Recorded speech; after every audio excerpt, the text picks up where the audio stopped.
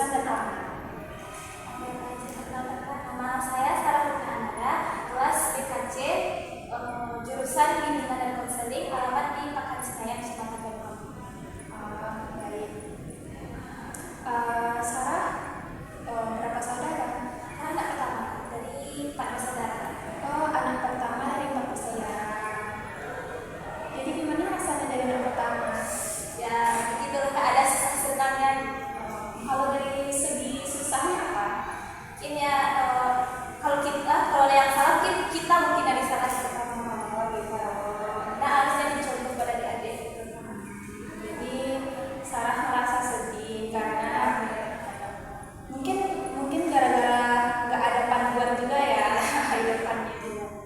Nah, kalau senangnya apa? Senangnya karena mungkin dari kakek jadi salah satu cucu kesayangan juga. Gitu kan.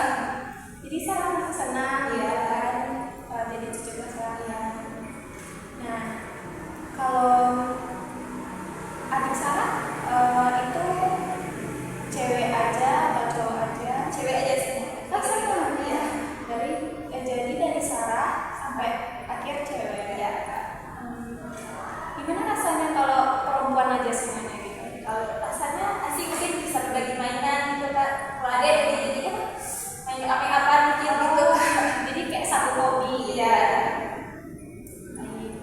Nah, jadi sebelum dari sini tadi apa kegiatannya? Tadi pagi ada kelas, habis itu ada sholat. Kelasnya dari jam berapa? Dari jam 7.15 sampai jam 12.15 tadi. Oh, jadi nggak ada waktu senggang? Juga ada.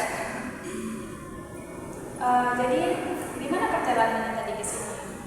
Jalanannya seru sambil cerita dengan Iya. Jadi Sarah sebelumnya udah pernah melakukan konseling individu ini. Jadi pertama kali Kak. First Iya, time. first time sama Kakak. Jadi mungkin Sarah belum tahu kan apa konseling individu itu kan. Nah, di sini kakak mau menjelasin. Jadi konseling individu itu adalah di mana ada seorang konselor dan konseli, di mana kakak sebagai konselor dan Sarah sebagai konseli. Nah, di sini kakak akan mengaku sesi konseling pada hari ini. Nah, di sini Sarah juga bebas bercerita apapun itu tanpa ada yang Sarah tutup-tutupin mungkin kan.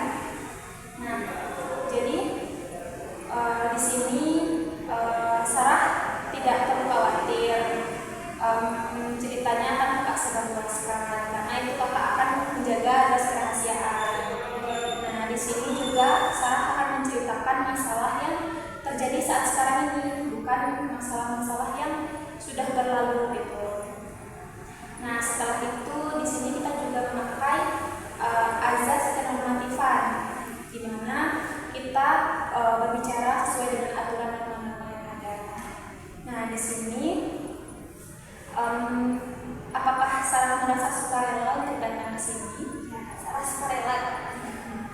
Nah, baik. Kakak di sini juga secara sukarela mendengarkan cerita Sarah.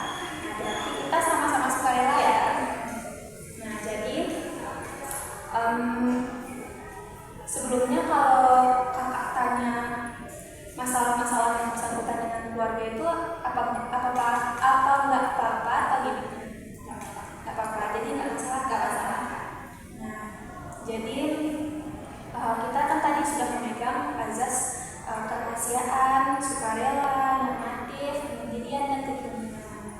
Nah, jadi di sini kakak berharap Sarah itu terbuka ya berceritanya, biar nanti kita mencari solusi untuk permasalahan Sarah itu lebih gampang. Nah, baik. Apakah sampai di sini Sarah merasa paham? Sudah paham. Mungkin bisa Sarah jelaskan dikit apa itu konseling individu? Konseling individu itu di mana kakak sebagai konselor dan kakak sebagai konselingnya, Sarah itu membagi masalah Sarah kepada kakak dan untuk mencari solusinya.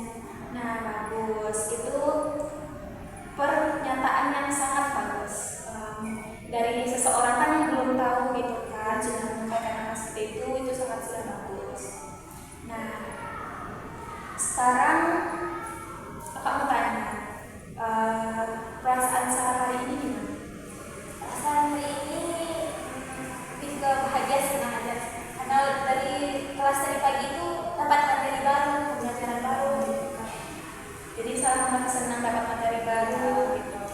Kalau rasa lelah ada nggak? Pasti ada rasa lelah, karena nanti pasti ada tugasnya setelah tempat pembelajaran baru itu kan. Kalau pandangan Sarah itu kalau dari pandangan kakak itu sudah cukup luas. Nah, jadi apa yang membuat Sarah itu ingin datang ke sini? Nah, jadi Sarah ingin datang ke sini karena Sarah ingin mencari solusi bagaimana cara kita supaya bisa percaya diri gitu kan. Jadi Sarah ingin mencari solusi tentang masalah yang Sarah hadapi saat ini. Nah, jadi apa yang rasanya Sarah ada masalah mungkin di beberapa hari, beberapa minggu ini? Kalau untuk beberapa hari ini alhamdulillah tak ada masalah. Cuman karena setiap presentasi gitu ya Kak, selalu ada masalah gitu dengan tampil di depan gitu Kak. Jadi masalah yang akan Sarah ceritakan ke kakak ini tentang apa? Tentang kurang pede percaya diri di depan gitu, pusat perhatian orang. Jadi Sarah merasa kurang percaya diri. Nah, jadi pada situasi apa itu Sarah mungkin merasa kurang percaya diri? Mungkin ketika Sarah tampil di depan bicara di depan, terus seluruh mata memandang Sarah gitu Kak, terus Sarah langsung tremor gitu Kak. Biasanya apa yang Sarah rasakan gitu? Mungkin waktu sebelum tampil gitu, Jantung tuh udah berdetak kencang, sesak nafas gitu. berarti Sarah merasakan, mungkin semua orang juga merasakan seperti itu ya, mau tampil. Nah, biasanya apa yang Sarah lakukan?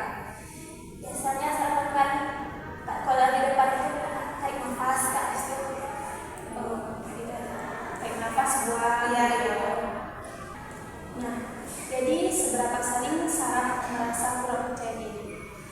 Sering Kak, setiap kuliah, setiap di kampus, setiap presentasi, setiap ngomong di depan itu Sarah selalu kurang percaya diri. Misalnya kalau di tempat yang ramai gitu, Kalau di tempat ramai di saat Sarah tidak jadi pusat perhatian, Sarah nggak masalah Kak. Kalau udah jadi pusat perhatian baru kurang percaya diri Sarah. mungkin misalnya kan dosen gitu menunjuk Sarah jawab ini, tapi dari belakang gitu, nggak disuruh ke depan gitu. Nah itu juga langsung ngeblank gitu Kak. Mungkin yang Sarah pikirkan waktu Sarah ditunjuk oleh dosen itu apa? Mata teman-teman menuju ke Sarah gitu Kak. Jadi Sarah berpikir kayak Takut gitu Kak, takut salah bicara. jadi menurut Sarah, kapan pertama kali rasa percaya diri tumbuh? Dari kapan? Dari masuk SMA Kak. Masuk SMA. Ya, dari masuk SMA itu Sarah menurun percaya diri Sarah. Padahal sebelumnya di SMP itu Sarah aktif juga OSIS gitu Kak. Tapi setelah masuk SMA rasa percaya diri Sarah itu menurun. Apa itu? Apa biasanya kejadian? Atau mungkin ada latar belakang dari masalah percaya diri Sarah?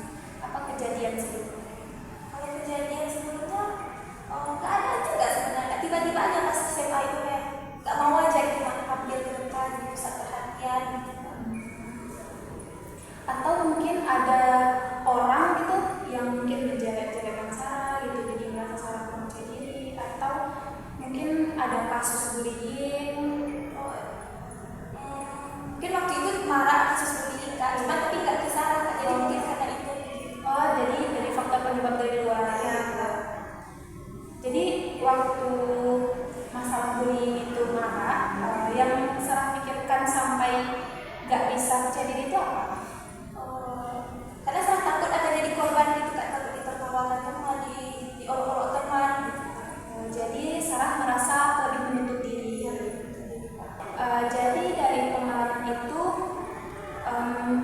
yang paling Sarah sesali apa? Sarah sesali karena terlalu peduli gitu pandangan Kak. Harusnya kan enggak gitu Kak.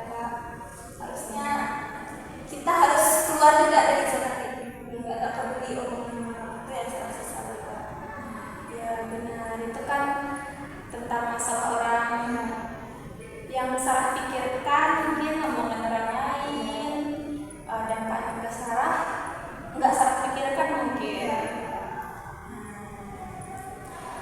Kalau dari segi keluarga gimana? Kalau dari segi keluarga, alhamdulillah keluarga Sarah gitu kan, masih lengkap orang tua, tidak ada masalah. Kalau misalnya dari Sarah ikut organisasi, berbicara di depan, apakah orang tua Sarah mendukung? Kalau orang tua Sarah alhamdulillah sangat mendukung gitu, gak cuma karena Sarahnya aja ya yang mau gitu. Oh gitu. Kalau dari teman-teman? Kalau teman-teman Sarah yang sekarang, alhamdulillah juga mendukung, gak ada yang terlalu mentertawakan Sarah. Karena mereka sangat mendukung gitu. Ayo Sarah gitu. Oh, jadi Sarah merasa sekarang ini pasti merasa banyak dukungan dari orang lain. Jadi berarti permasalahannya itu dari diri Sarah. Sarah kayak lebih menutup diri gitu, nggak mau. Kayak takut aja gitu kan membuka diri dengan kita. Misalnya kalau dari pengalaman masa kecil gimana? Masa kecil, alhamdulillah masa kecil Sarah seingat Sarah alhamdulillah bahagia, gak senang gitu. Berarti Sarah rasa kurang percaya diri Sarah itu tidak ada dari faktor keluarga, teman, ya kan? Nah, tadi kan sampai masalahnya pada diri Sarah sendiri. Nah, apakah Sarah merasa pernah membandingkan diri Sarah dengan orang lain? Pernah pakai Sarah kadang iri melihat orang kayak kok bisa aja ya mereka di depan ngomong lancar gitu, gak begini, gak sering membandingkan diri. Kalau orang lain membandingkan Sarah? Orang lain sejauh ini belum ada. Nah, berarti masih diri Sarah yang Sarah bandingkan dengan orang lain. Nah, kalau misalnya dari segi cara orang berpikir ke Sarah, bagaimana pendapat Sarah? Kalau cara berpikir, kalau selama ini ya nggak sama-sama berteman, mungkin mereka pikir Sarah ini, wah Sarah bisa ya, Sarah hebat ya gitu. Padahal kenyataannya Sarah nggak seperti yang dipikirkan teman-teman gitu. Jadi pikiran teman Sarah itu melebihi dari pikiran Sarah sendiri. Nah, baik. Berarti Sarah itu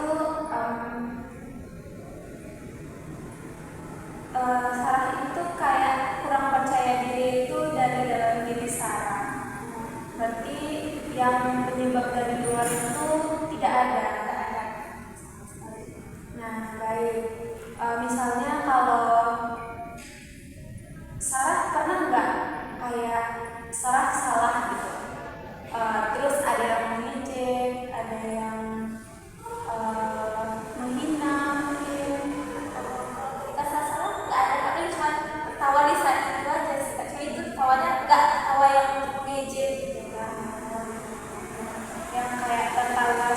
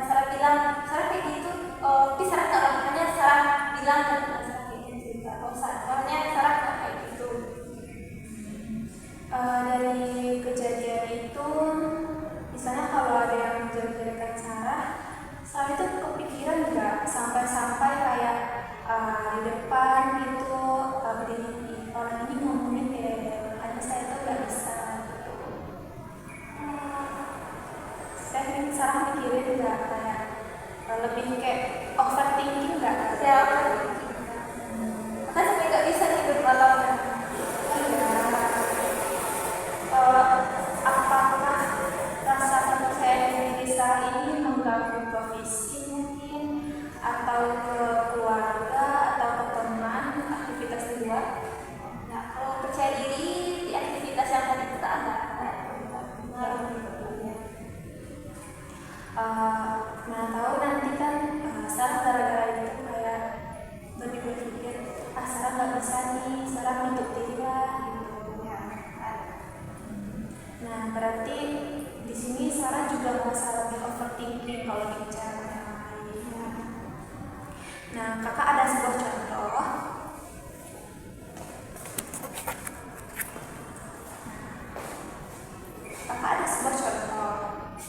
Biar Sarah nggak merasa lebih overthinking lagi gitu. Nah di sini kakak membuat satu lingkaran. Nah satu lingkaran, di mana dalam lingkaran ini ada Sarah di dalamnya. Nah ini Sarah. Di dalam diri Sarah ada pikiran kan? Pikiran. Nah pikiran. Dalam pikiran Sarah juga ada rasa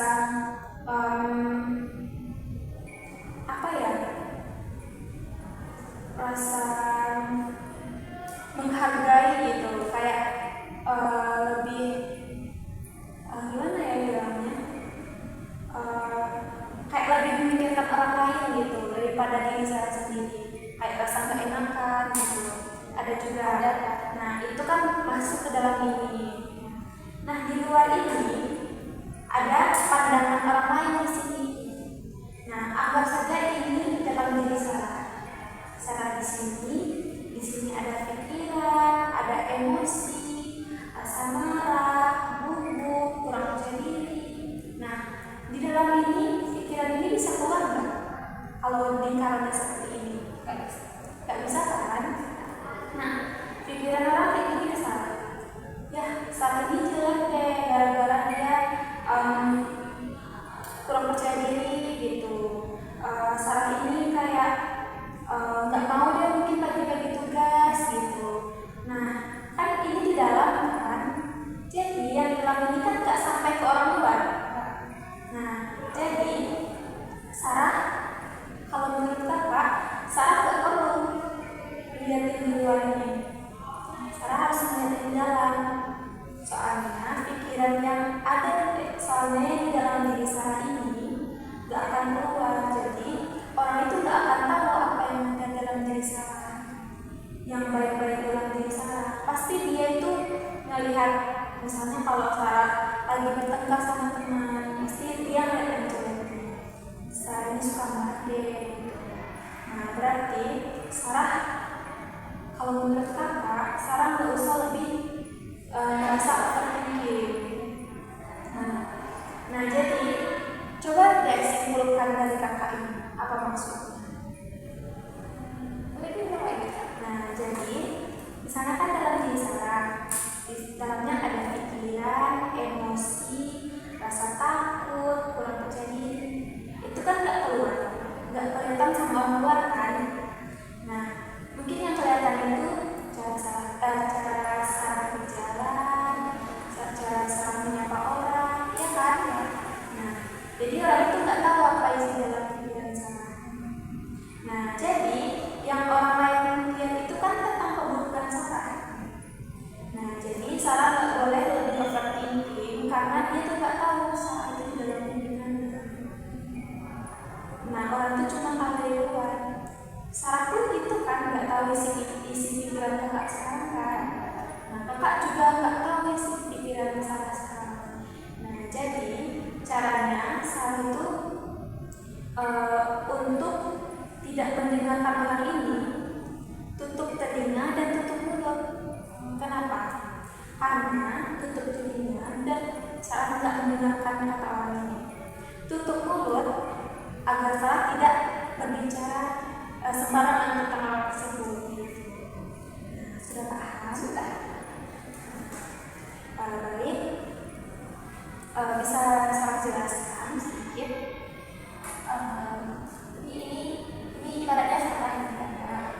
dalamnya itu ada pikiran, emosi, hukum gitu. Jadi dalam lingkar ini orang-orang pasti nggak tahu apa yang ada dalam diri sana.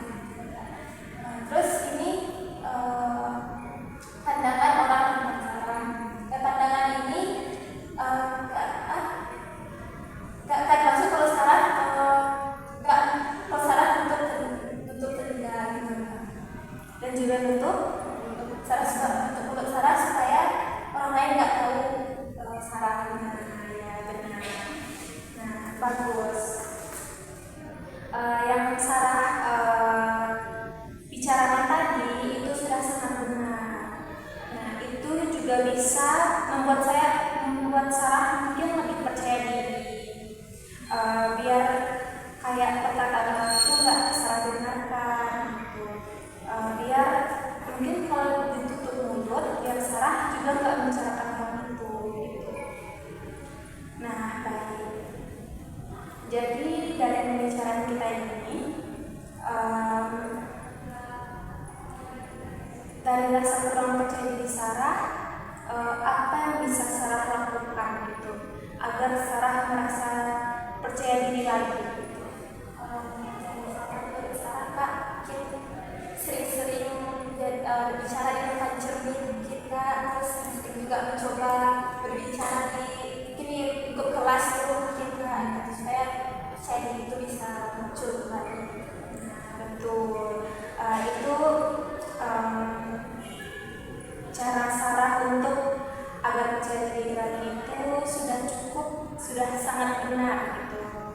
Nah di sini mungkin bisa sedikit kakak tambahkan, misalnya kalau Sarah lagi tampil gitu kan, benar kata Sarah tadi, mungkin tarik nafas dulu pelan-pelan, terus buang, mungkin bisa diulangi 3 kali atau 4 kali. Nah biar Sarah itu nggak deg-degan, Sarah bisa kayak audiens di depan itu jangan matanya yang dilihat gitu, yang dilihat itu mungkin area tengah di sini, biar kayak mata yang tertuju itu Sarah nggak gugup gitu. Nah jadi yang akan Sarah lakukan itu sudah cukup benar. Nah juga dari yang kakak sampaikan tadi, Sarah mungkin bisa jangan terlalu banyak mendengar apa yang diomongin orang kepada Sarah gitu. Nah, karena yang cuma tahu diri kita itu kan kita, bukan orang lain. Nah dari sini apa yang bisa mungkin dapat Sarah simpulkan dari pembicaraan kita saat ini? Oke, yang dapat saya simpulkan itu solusinya mungkin seperti Kak sampaikan tadi, jangan kalau sedang berbicara di depan jangan lihat matanya gitu. Terus bisa cari nafas, tarik nafas agar lebih rileks gitu kan Kak. Terus mungkin jangan terlalu mendengarkan omongan orang. Nah Sarah ulang tadi itu sudah sangat benar. Nah jadi mungkin kapan Sarah bisa melakukan hal yang Sarah bilang tadi? Mungkin kalau misalnya besok mungkin ada presentasi Kak, mungkin dari besok insya Allah saya bisa memulai. Nah bagus. Nah misalnya kalau dari omongan orang lain, kan Sarah mau memulainya besok. Mana tahu keluar dari sini ada lagi kayak wah Sarah gini deh gitu, jangan didengarkan gitu. Nah setelah itu tadi kan kita sudah berbicara solusinya, kita juga udah bicara kapan Sarah akan melakukan itu. Nah baik, kira-kira Sarah optimis nggak besok itu Sarah bakal percaya diri lagi? Sangat insya Allah optimis Kak, dan mengikuti saran-saran dari Kak. Nah baik. Baik, dari pembicaraan kita pada hari ini kita tadi sudah menemukan solusi masalah Sarah hari ini, yaitu masalahnya tentang rasa kurang percaya diri. Sarahnya juga sudah tahu apa solusinya kan. Nah baik, selesai kalau misal Kak bilang selesai dari keluar dari sini, Sarah juga harus sudah percaya diri karena kita percaya diri itu bukan dari cara presentasi saja, dari cara melangkah, cara menatap orang, cara berbicara gitu. Nah, jadi kakak harapkan Sarah lebih terbuka gitu dengan orang lain. Biasanya orang yang kurang percaya diri itu Sarah orang yang suka menutup diri. Nah, jadi kakak harapkan Sarah dapat bercerita itu dengan orang yang menurut Sarah percaya, yang Sarah percaya. Nah, baik, misalnya dari segi orang yang Sarah percaya itu yang gak akan berbicara hal lain yang mungkin berbicara di Sarah baik ke orang jahat gitu kan. Nah, jadi dari sini kakak bisa menyimpulkan pembahasan kita hari ini, yaitu tentang rasa kurang percaya dirinya Sarah. Nah, kita juga sudah dapat solusi seperti mungkin tarik nafas pelan-pelan sambil jangan lihat mata dan sebagainya. Nah, baik, setelah ini Sarah harusnya sudah percaya ke kakak gitu. Kakak nggak akan menyebarluaskan masalah ini ke orang lain. Nah, terima kasih juga pada Sarah yang udah terbuka dan nggak nutup-nutupin. Jadi masalah ini rasanya kayak cepat gitu kita mendapatkan solusinya kan. Nah, itu karena Sarah terbuka. Nah, mungkin kita ada nanti sesi konseling lanjutan. Mungkin dari Sarah sendiri kapan bisa? Insyaallah mungkin minggu depan. Nah, bisa kita lanjutkan minggu depan di hari yang sama dan jam yang sama. Nah, baik. Nah, sebelumnya kakak berterima kasih kepada Sarah karena sudah bersedia hadir di sesi konseling pada hari ini. Kakak merasa lebih enak gitu ngobrolnya sama Sarah karena Sarah itu lebih terbuka. Nah, baik. Kalau menurut Sarah, apa pesan dan kesan dari konseling hari ini? Pesan Sarah mungkin undang Sarah kita sampaikan dengan baik gitu kan, biar Sarah dapat solusinya. Pesan untuk kakak apa enggak? Pesan untuk kakak enak bicara sama kakak, enak curhat sama kakak. Terima kasih ya. Kasih kembali kak. Nah, baik. Ini kita sudah di penghujung sesi konseling. Kakak sekali lagi berterima kasih karena sudah mau konseling bersama kakak, dan kakak harap Sarah mungkin percaya lagi untuk bercerita ke kakak ya. Nah, baik. Tadi kita sudah sampaikan juga konseling berikutnya itu di minggu depan hari yang sama dan jam yang sama. Nah, baik, mungkin sekian dari konseling pada hari ini. Kalau ada kata-kata kakak yang salah, kakak mohon maaf kepada Sarah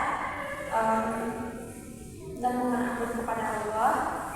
Nah, dan juga semoga perjalanan Sarah dari sini ke kos atau ke rumah nanti berjalan dengan lancar. Apa mungkin